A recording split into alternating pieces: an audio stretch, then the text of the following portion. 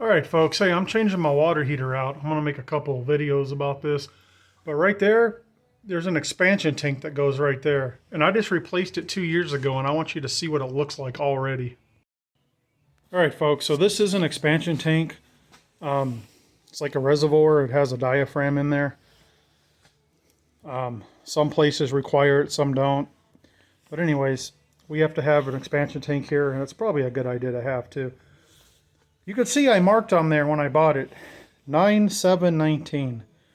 So that was 2 years and what, 7, or that was 9, so 10, 11. 2 years, 2 months ago I replaced this.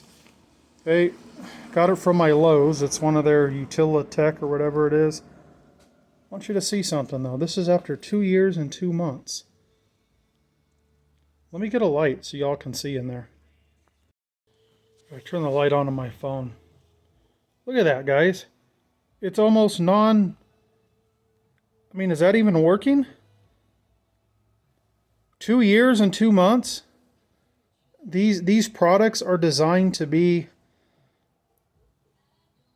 you know, they're designed out of crappy materials where you have to replace these things like every 2 or 3 years. Look at that. That's ridiculous.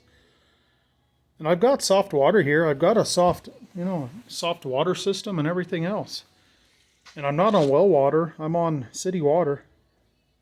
Look at that. Now the last one, it actually, it was only a few years old too, and it just, cracked right there and started spraying all over the place. These are junk. Total junk. I'm going to see if maybe I can't find one made out of a better material than, I mean, look at this. This is just steel. It's not even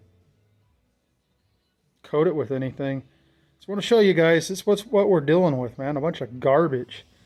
A bunch of stuff that needs to be replaced on a regular basis. All right, y'all be good out there.